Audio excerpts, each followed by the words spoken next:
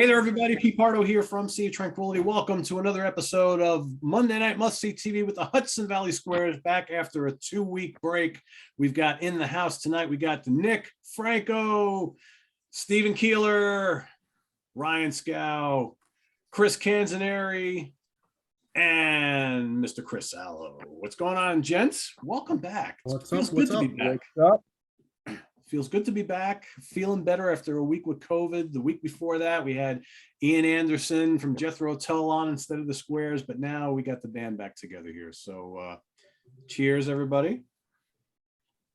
We're going to revisit probably for the last time in a while, but we're going to do another 1992 album war, celebrating 30 years of some great albums. And we got two in particular we're going to talk about tonight. We're going to go put them head to head. We've got Aliceinchains, Dirt, and we've got How the Gods Kill Danzig 3, both released in 1992, 30th anniversary for both. So what we're going to do, as we always do on these shows, is we're going to have each person talk about each album, what they like about them, what they don't, and we're going to pick a winner. And then at the end, we're going to tally up the score. And we're going to announce a winner, but then, of course, you, the viewers, get to vote down in the comments below about which album you like the best out of these two classics. So, Mr. Franco, we're going to begin with you tonight. Oh, all right. What's up? It's good to be back. All right. So, it's interesting, these two, because I'm not a huge Danzig fan. I like the Misfits and Sam Hain better, but the Danzig atmosphere on this album is much closer to what represents me. And with Aliceinchains, that album Dirt came out when I was in high school, and it, along with grunge, it seemed to sweep the whole world. And for the most part, grunge left me on the shore, left me back at the station as the train left. I hate most of it. Most grunge to me is directionless, rudderless, feelingless. Ugh. It just, but a notable exception is Aliceinchains, because they do have a very Sabbathy sort of metal, heart, when it comes right down to it. So for me, Dirt is an interesting album because I love, like, the songs that I like on it, I really, really like. And the songs that I don't like on it, I really, really don't like. So it's a very interesting dichotomy for me. When they hit it, they hit it. So what I would say is, as I'm just trying to bring up, I don't want to mess up the titles here, so give me a second. Them Bones, masterpiece. Rooster, the video for Rooster, the whole thing, the lyrics, the whole thing. To me, that was amazing. I remember watching the video when it came out, and that's why Aliceinchains is that album, and the songs on it are very, very near and dear to me. So Angry Chair and Wood, incredible. And of course, Down in a Hole, which was, for me, I was down in many depressive holes in high school, like a lot of us. And that song really spoke to me, really, really resonated. I used to listen to it all the time. That being said, some of their songs, they annoy the hell out of me.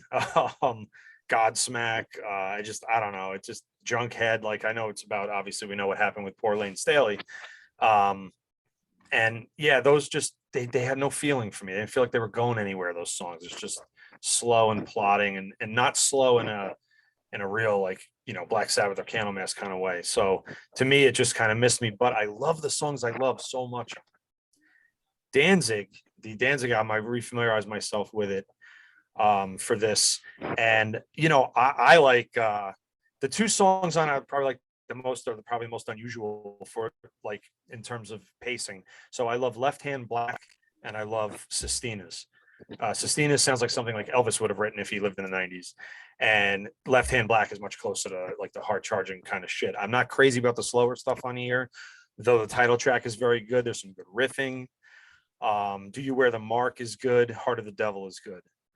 So it's tough for me. I guess if I had to pick it, I've got to go with, which it's strange for me to support grunge in any way. But what the Aliceinchains songs meant to me makes Alice in Chains probably get the nod in this one. So I have to vote for Alice in Chains. Even though overall, I would say I like Danzig better, if that makes sense. It does. It does. All right. 1-0 Alice in Chains, Dirks. Mr. Keeler. Oh man, you're throwing me into the fire so quick. Yes. Well, you want me to circle back? Right. No. 15 minutes later, Steve, it's going to be totally fine. Oh yeah, it could be.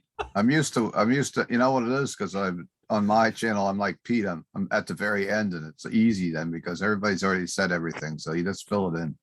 Steve needs to marinate though. He's got to marinate in it a little bit, let everything. On my show, Steve, we need more from you. There you go. Nice. Yeah, you gotta make me work more today. You got to put up. Let's hear it. All right, so we're back. The time machine is 1992. I'm a much younger man. And Danzig was on top of the world then, and Alice in Chains were big, and yeah, what else? Deicide, whomever else, but anyhow, so I'm all over the board. So I listened to, I did an episode on my channel a few weeks ago where, and Chris Allo was on, where we compared Danzig, album to Black Sabbath Dehumanizer, and I tell you what, I had not listened to that Danzig album in years. For one reason or another, I believe it could be in play in my store, some of the songs in the shuffle and the what we do at the shop, but I had not heard that album front to back in so long. And I tell you what, it's a really good album though, and I don't know what to go with this, because at first when you said you were doing this, I said, man, I don't know if those albums are comparable even in my mind, because one's a little bit more like dark, but yet Alice in Chains is dark, but it's in a different way. And I don't really consider Alice in Chains grunge. They are from Seattle and they were lumped into that scene, but I feel them more of a just a hard rock band, maybe borderline on metal at times. And so I'm going to talk about the Danzig 3. Let me get my notes here first. I forget what I put down. I love the song How the Gods Kill. How the Gods Kill is probably one of my, and Left Hand Black is probably my, if I want to pick two songs from it, I would go with that. On Alice in Chains, I would say, let me get my notes on that. I had them on my phone today because I was doing a million things at once. I didn't get to print them out. Of course, everybody's going to say Them Bones, Rooster. I like Junkhead. I like a couple of the songs that Nick did not like the What's My Drug of Choice and all that. And, I don't know. Wood, I think Wood's a great song too. It's such a great album. I've listened to this album more over the years. And Chris Allo will never shop my store again, but I'm going to go with Alice in Chains on this one. But Chris is never coming back. Even if I get a Danzig reaction figure, I'll probably order it online. I wasn't coming anyway, to be quite honest. So. You were. Oh, you going to Record World instead? I'm just kidding, Steve. But I mean, both of them are different mood of albums. And now that I've revisited the Danzig, I've listened to it a couple times since my episode, which was probably 3 or 4 weeks ago. Because I took a little spring break too, Pete, on my channel. I just kind of came back last week. We just took a couple weeks off, which was kind of good in general. And I'm glad to hear you're feeling better, Pete. Yeah. Getting that. So Cheers to Pete. Alice in Chains is getting the win for me. I just find it more of a album that I think stands the test of time a little bit better. And of course, they're in my store, and my store is kind of famous for having Alice in Chains on the facelift tour, doing the end store before the Clash of the Titans tour in the Speedway in Middletown. So that was my claim to fame back then. We had no idea who they were. Epic Records called us up and said, hey, you want to put this band Alice in Chains? Of course, I would take any band. I'd still would. Anybody wants to come do a signing, please do, because it brings business to the store and promotion. And we had no idea who this band was. They're opening up for Slayer and Megadeth and Anthrax, and we're like, but there really were nothing like that. But here we go, a few months later, and how big they had gotten, and of course became such legends in the in the rock and roll world, and, you know, still going strong even without Lane, rest in peace. And they had a rough history, but I actually dig the last couple albums of Alice in Chains, and Black Gives Way to Blue, I think, is one of their best albums with William They singing. haven't lost a step at all, I don't think. I don't think so. Some people are like, oh, you know, I can't listen to them now, but I can definitely listen to them still. Yeah, I agree. So All right. that's my point. 2-0, Alice in Chains. Ryan, you're up. All right, this is an interesting topic. Steve and Chris Allo can both recollect this. A couple years ago, probably like 15, we're in Worcester, Massachusetts at the New England Metal and Hardcore Fest. Yes, I remember that night. Type down, Steve. I'll get to the story. You're part of the story. Don't worry. I am. Yeah. And Danzig was one of the headliners. And at the time, you couldn't pay me $50 of crisp folded bills to give a fuck about Danzig. I really didn't. I just didn't give a fuck at all. And this was one of those bands where, you know, I didn't really care about the Misfits, didn't care about Sam Hain, didn't care about Danzig. And I tell you what, it's one of those things where one song, in this case, it was the song We Are 138 by the Misfits, which is like a really short little song. I heard that song. I'm like, man, this is fucking great. Mm. And that kind of like pried it open a little bit. And this was a couple of years ago. And then that, you know, I started listening to the Misfits more. I'm like, yeah. What was I thinking all these years?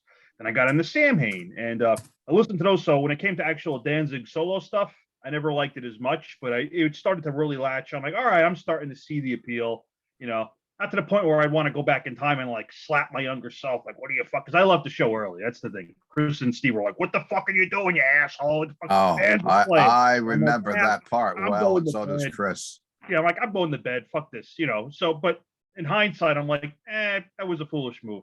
So, yeah, that song kind of like pried my brain open. And I was never the biggest fan of his solo stuff, though, even in modern times. What's up, Steve? You're in class record. I have a point to make. In fact, me and Chris were sitting in the balcony with Pete Morano and Ryan Scow.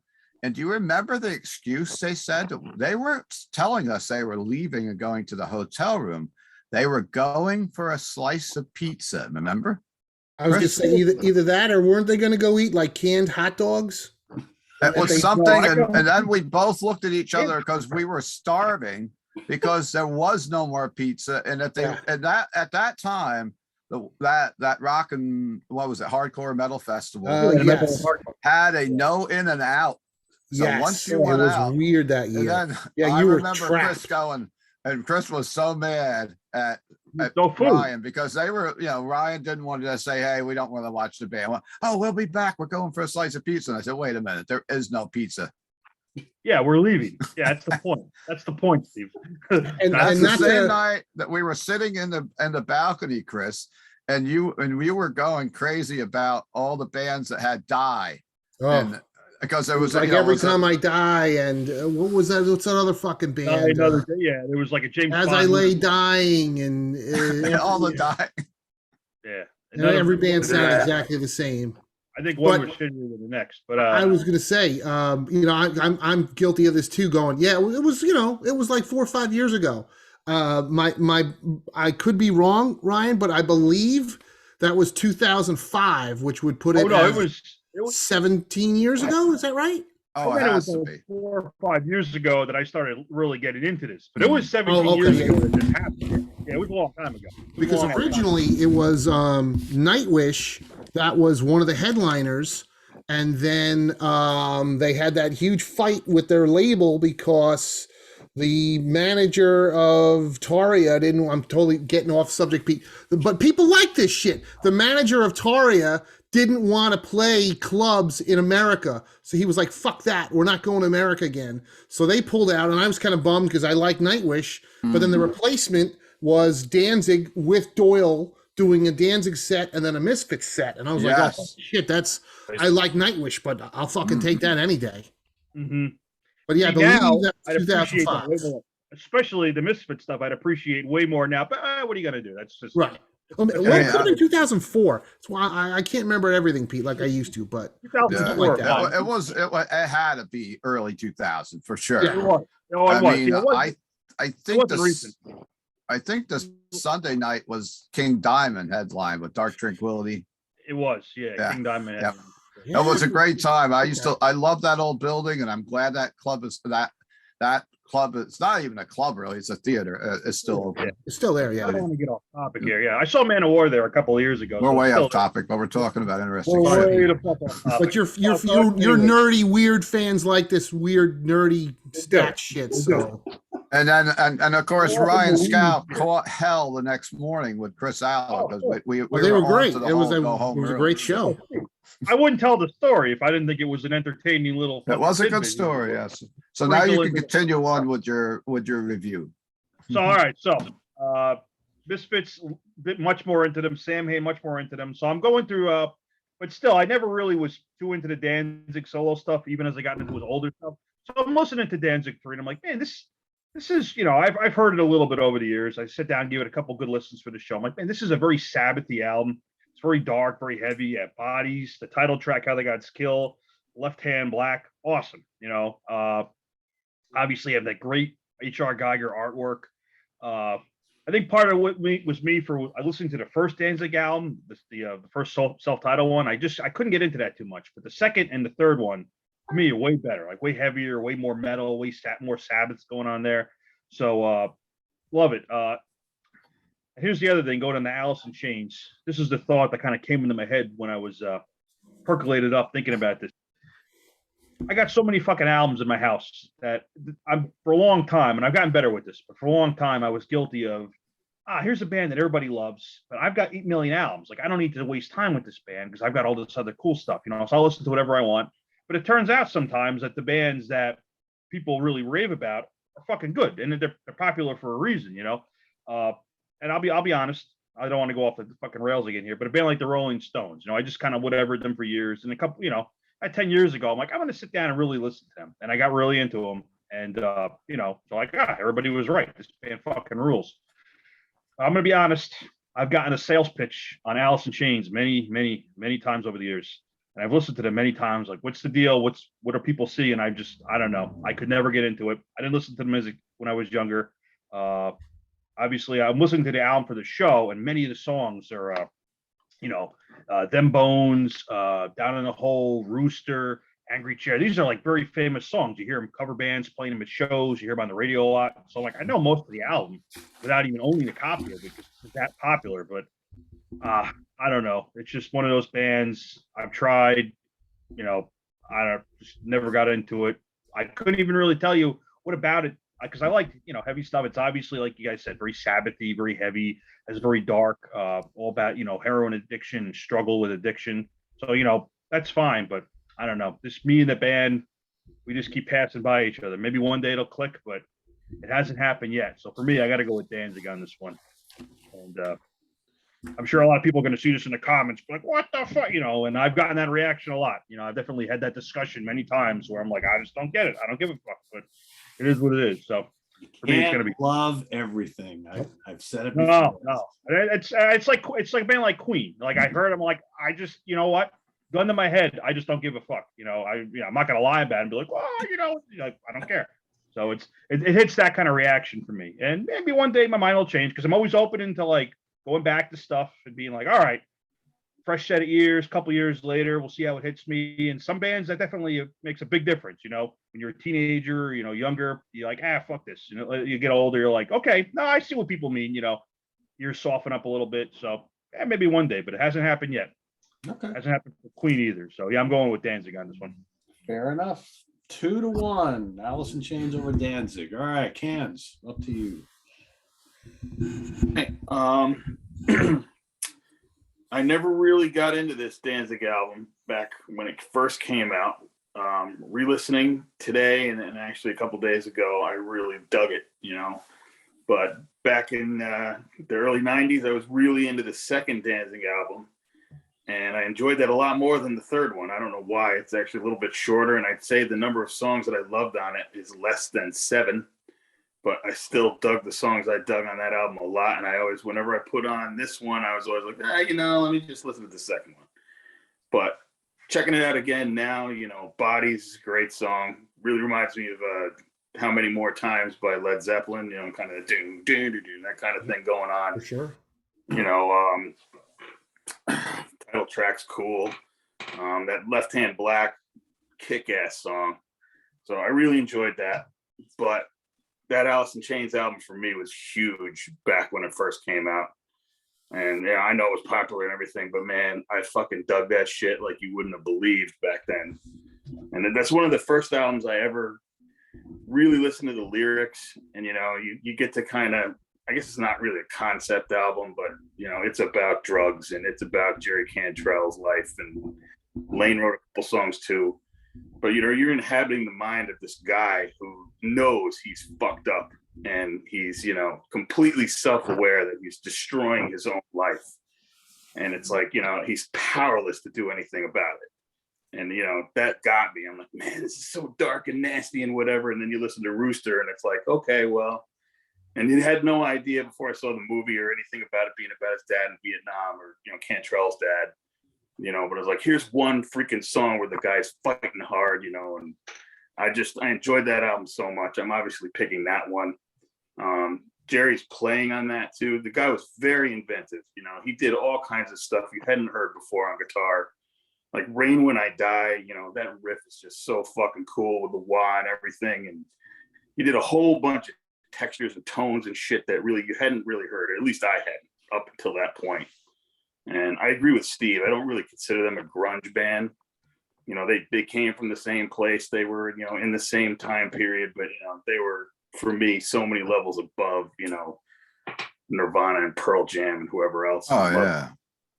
So there's a reason Alice in Chains was on the road with Slayer and them, not Pearl Jam or Nirvana. Yeah. Chris, if I could just interject real quick, to your point, because now a few of you have said that Alice in Chains didn't seem to be a grunge band, and something just occurred to me, because I was in high school, and I think what I happened to see was a lot of guys and girls wearing Alice in Chains shirts that weren't metalheads before this, so I think that helped drive it in that, this is something else. This is a grunge band. But you're right. There probably were more metal than I thought, I guess. I don't know. But that was what it was for me, that people got into them that were not previously into metal.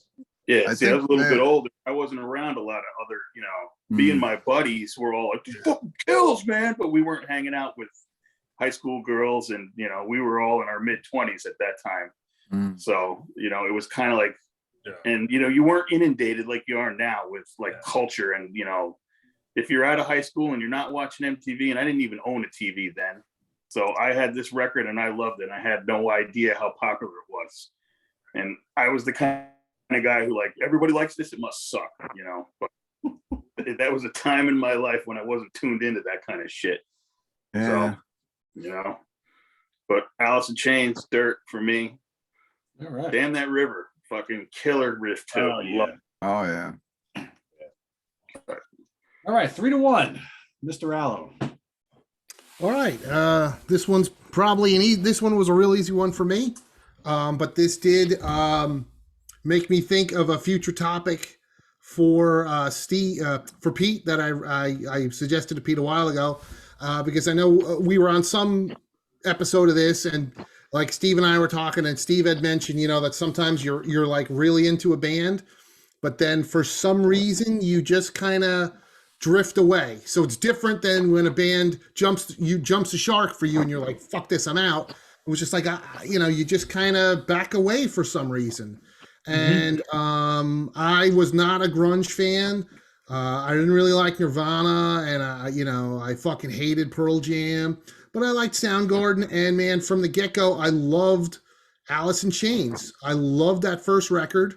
I saw them 4 times on tour for the first record. I saw them 3 times on the Clash of the Titans tour with Slayer, Megadeth, and Anthrax. And in the fall of '91, I saw them open for Van Halen. And I think half the audience was there for Alice in Chains. And not to debate whether Alice in Chains is metal or not metal, but right, they did the Slayer tour. They did the Van Halen tour. And then when Dirt came out, they didn't tour a lot because they were so fucked up on drugs. But they did a leg opening for Ozzy. So yes. It is, you could take that however you want, but Nirvana didn't go out opening for Ozzy as big as they were. No. So that is kind of interesting. But the point of my story is I loved Alice in Chains for the first record. Second album came out, and I did not give a fuck about them. I don't know what happened. I'm not quite sure. But the album came out in 1992. I didn't buy it until 1995 when when I was in the Columbia House record and tape thing, they had Dirt for 99 cents on cassette, not even CD. And I was like, all right, I'll give it a shot for $1. And I guess I remember liking it. I might still have the cassette somewhere. I didn't listen to it again in full until 2 weeks ago, and I thought it was a pretty good record. It's definitely dark and heavy, but not in a metallic way. Just a weird, fucked up, depressing. Yeah, I want to do drugs and ruin my life. Fucked up, weird way. But man, I got to be honest. It's hard for me to separate now some of these songs because I don't have Sirius XM in my car anymore, and so when I'm driving around, I just listen to the classic rock radio, and classic rock latched onto Them Bones, Damn That River, Down in a Hole, and Rooster. And to me, listening to these songs today is like listening to Welcome to the Jungle, You Shook Me All Night Long, and Stairway to Heaven. I'm like, I cannot fucking stand these songs. They could be great songs. I can't fuck. If I hear Rooster one more time, I'm gonna blow my fucking brains out. You have to you have to stop listening to mainstream radio, Chris. Yeah, I guess. But I'll give you some CDs like said, or something. And they could be great songs, but I'm like, I'm sick of it. I can't stand it. But yeah, 1992, I didn't give a fuck about this band. I didn't see the tour with Ozzy. I tried, but Ozzy kept fucking canceling, so I hated Ozzy too. I was like, you're a dick. So yeah, I didn't listen to the album, but listening to it, the couple songs I liked Godsmack. I still think Angry Chair doesn't make me sick, and that song Dirt I thought was pretty good, but it's not a bad record.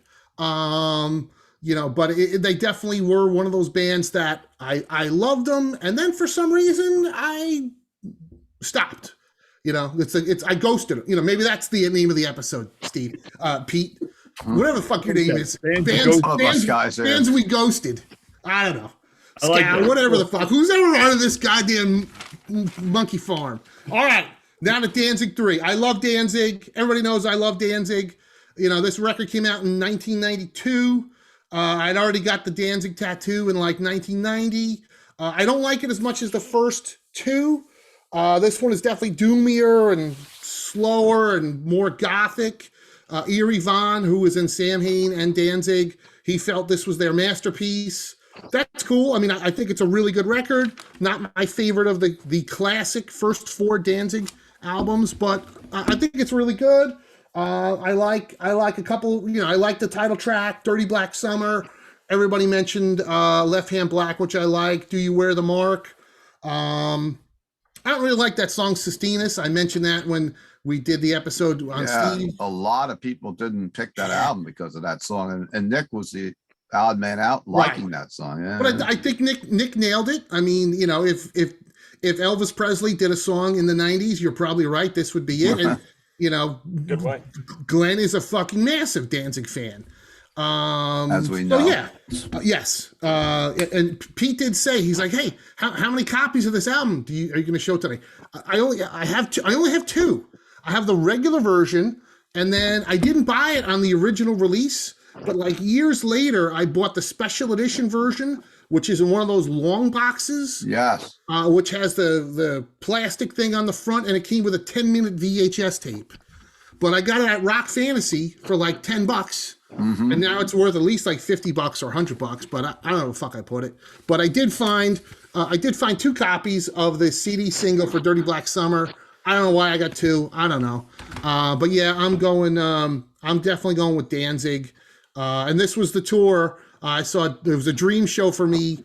Danzig opened up for Black Sabbath, but the Dio version of Black Sabbath. I went to Cleveland. And then afterwards is when that story. Geezer Butler told me about the underpants story. But yeah, I saw Danzig twice on this tour and didn't see Alice in Chains at all. But yeah, I'm definitely going Danzig over Alice in Chains. Okay, 3-2 in favor of Alice in Chains. All right. So This is my favorite Danzig album. I really like this album a lot. And Chris mentioned that it's kind of their slower, heavier, doomier, got more gothic album, and I think that's why I like it. I mean, there's a lot of Sabbath type shit going on in this album, which I really dig a lot. Godless is just so heavy and so haunting. Bodies is just great. I love the guitar lick in that song. Really, really good. How the Gods Kill. Dirty Black Summer is the anthem of the album. Left Hand Black is killer. Heart of the Devil. I mean, this is a really, really good, dark, heavy Danzig album, and I dig it a lot. For me, the first 4 Danzig albums were all really great. After that, it kind of like falls off a cliff, but you can't go wrong with any of them. I've said a million times that out of this whole Seattle scene that hit in the early 90s, the only 2 bands that I can stomach are these guys and Soundgarden. I never need to hear Nirvana again. I sure as hell never need to hear Pearl Jam again or any of those other bands. They just don't do anything for me. I never thought these guys were a grunge band. To me, they were always just a really good, doomy, hard rock band, maybe a metal band. I don't know. They're kind of like right on the cusp there. But for me, it's not a bad song on here. It's, Cans mentioned the guitar work of Jerry Cantrell, which I think is just absolutely terrific. I love the fact that these 2 guys both sang, and they both sounded identical to each other. At times you couldn't even tell like which one was singing, which is pretty cool. And it's depressing. It's just dark, and I love it, man. Them Bones, Dirt, Wood is such a great song. Angry Chair, so good. This is a tough one for me, but I think I'm going to give it to Alice in Chains by a hair. But make no bones about it, I really dig this a lot. This was, we've had a couple of weeks to think about this, and I've kind of like flip-flopped my decision a few times because, like I said, that's my favorite Danzig album by far, and it's right in my wheelhouse. But I got to give it to Alice in Chains because I think top to bottom, there's a couple tunes on here that I don't care for too much, but there's nothing on here I would skip at all. And I listened to it again recently. I was like, wow, this is just as good as it was back then. So and it's by far my favorite Alice in Chains album. And so I'm going to give it to Dirt. 4-2. Butch also was voting for Alice in Chains. Okay. So 5-2 in favor of Alice in Chains from the guys here. So, but I think we can all agree 2 really good albums. Hey, Chris, you're a Danzig expert. What exactly is a Dirty Black Summer? I guess it's a summer that's extra hot and sweaty. I'm assuming there. Okay. And is there black metal involved in that? Well, Danzig's a huge black metal guy, so I just remember listening to that in the summer of '92 and like hanging out somewhere, and I just the Dirty Black Summer. Yeah. Well, he's kind of obsessed with like Louisiana and like Southern stuff for a guy who grew up in Lodi, New Jersey. But he's really into the Southern kind of stuff. So could have something to do with that. Chris, I know we're planning on ranking their albums at some point in time, so I don't want to get too deep into this now, but sure. You mentioned that their third album is not one of your favorites. So out of the first 4, which I think most people consider their classics, what would you say is probably your favorite of the 4 of them? Oh, definitely the first one. Yeah. It's really close with the second one. And then 3 and 4 are kind of tied. And the unfortunate thing is that's when he lost the original lineup. Yeah. So everybody kind of feels that they kind of fell off the cliff. He did some good stuff later on, just kind of scattered, but it was never the same, unfortunately, because that was a band, and he's had tons of guys in and out. But I prefer the tracks on the first 2 records. All 4 are so different from each other, right? I mean, yes, that's true. Don't sound anything like this one. No, the first one is the more the AC/DC Doors-ish, some Sabbath. Yeah. Right. Second one is definitely the bluesier album. The third one is definitely the goth sort of record. And the fourth one, a lot of people kind of compare that to some of the Samhain stuff. I like some of the stuff on the 4th record too, but it definitely, unfortunately, things really changed after. And there's a lot of people that think that he almost self-sabotaged his career because he did not want to be this huge, humongous act, and wanted to stay underground. And because that fifth record, it was a different band and a completely different sound. And man, talk about pulling the rug out from under yourself with Danzig 5. So yeah, things were really took a strange turn then. But yeah, we'll definitely do a ranking the albums at some point. Yeah, I mean, I thought these guys were going to be huge after I saw them open for Slayer at the old Phil Forum. I mean, they were right there, man. I mean, it was so close. But even still, Danzig 4 didn't, it's ironic that what blew them open was a song off of Danzig 1, but it was the re-release on the Danzig Live EP. Live album, yeah, Mother, yeah. I mean, so strange. Yeah. I remember was it like Z100, which I think is still like around, like that's like a disco station or, or very much a pop station. And I couldn't believe it. Somebody was like, hey man, I heard Danzig last night on the top 10 on Z100. And I'm like, no fucking way. And I remember in whatever year that was that the EP came out, maybe it was 93, listening to Z100 and it was there. And I was like, wow. I was like, that's when you know they're, When my very first proper metal concert was, as I've said, Metallica, Danzig, and Suicidal at Orange County. And when Danzig was playing, like when he played Mother, the place fucking exploded. And I was like, oh, I really know that song. Yeah. I was hired to hand out decals at that concert. I gave them out to people to hand out and plaster all over for whatever album Danzig was touring on that one. Was that 3? 4? It was the year that 4 came out, 94. That was 1994. So yeah, that was 4. Yeah, we had piles of stickers, and they were all over the fairgrounds. You saw a skinny, bespectacled lad with a mullet. Nice.